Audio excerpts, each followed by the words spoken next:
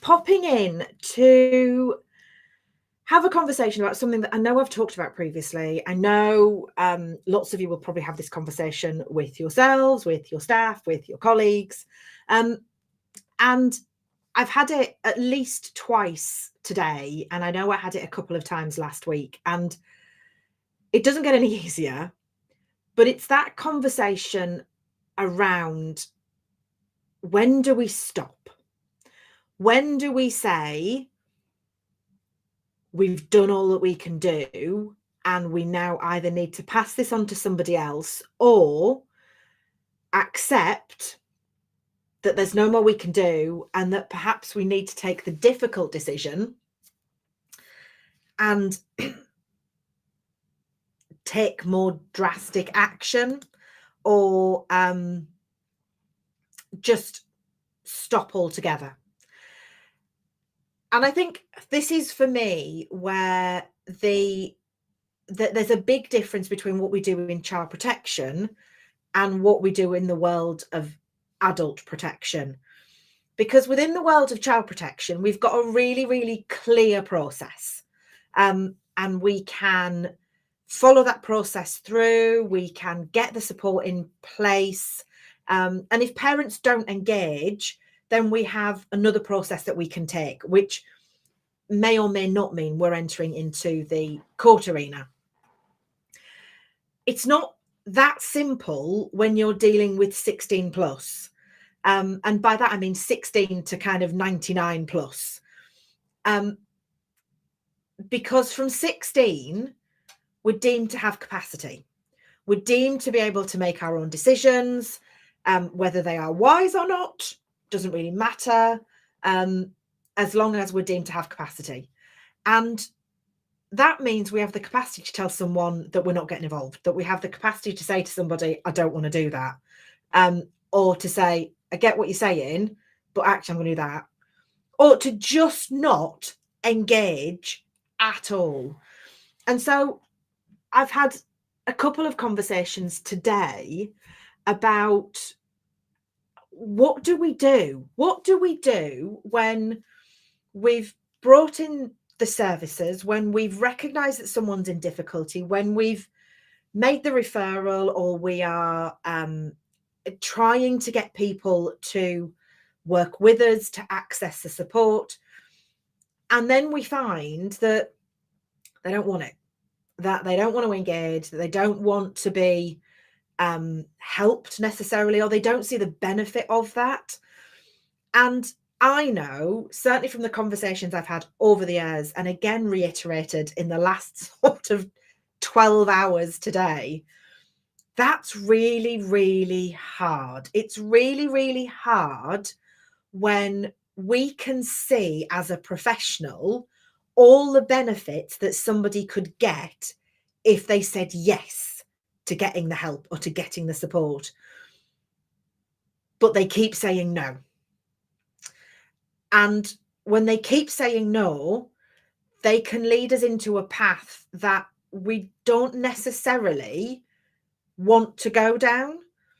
But ultimately, we can find ourselves in a situation where we have to go down that path. And that might mean that we have to go down the route of court proceedings, maybe for eviction, maybe for possibly getting additional issues going on, maybe down a criminal route that you don't really want to go down. And that, for professionals, certainly all the safeguarding leads I work with, and it's one of the, as awful as it is, it's why I do one-to-ones with Safeguarding Leaders Hub members, because these decisions are tough.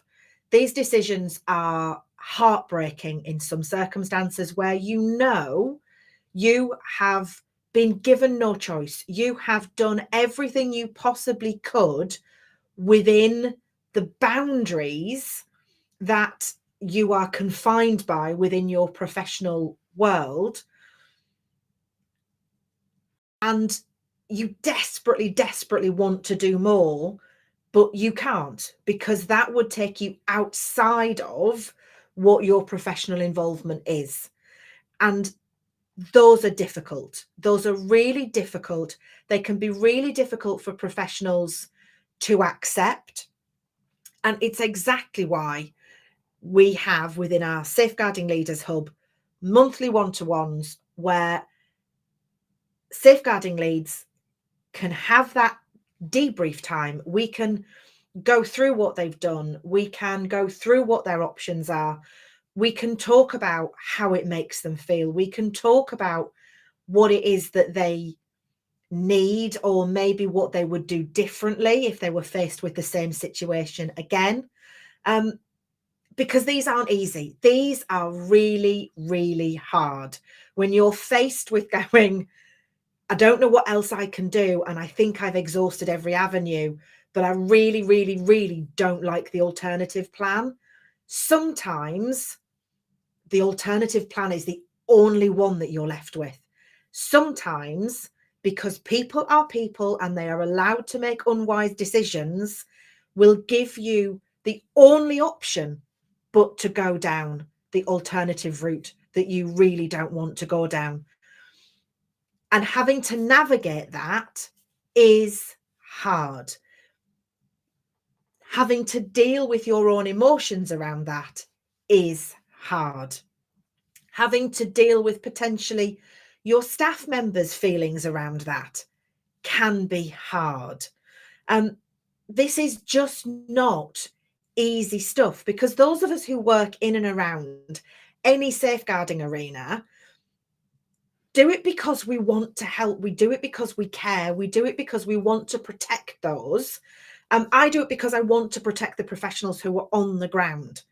I do it because I want them to have a safe space where they can go, Kate, I'm really struggling with this, or Kate, I don't know what else we can do, or Kate, I've done this, but I just need to talk it through with somebody and kind of debrief on this and bounce some ideas off somebody as to where on earth we go next with this, because I've tried all sorts.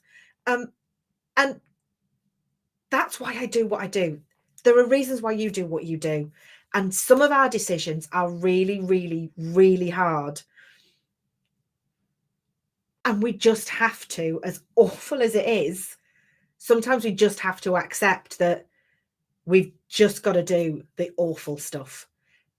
But if we can do it knowing that, hand on heart, we have tried everything before we've gone down that alternative route that we don't want to take, if we can say hand on heart that we have done what we need to do and what we can do within the confines of our own professional working relationship, then we can sleep at night. Might be difficult, but we have to hold on to, we've done everything we possibly can do within what we are allowed to do within our professional boundaries. But it's hard. So if you want some support, if you're a safeguarding lead and you are struggling and you've made decisions and you are thinking, please now, I just want someone to bounce stuff off and I could really, really, really do with a safe place to do this, send me a message. Let's have a conversation. Come and be part of our Safeguarding Leaders Hub. Do not do this on your own.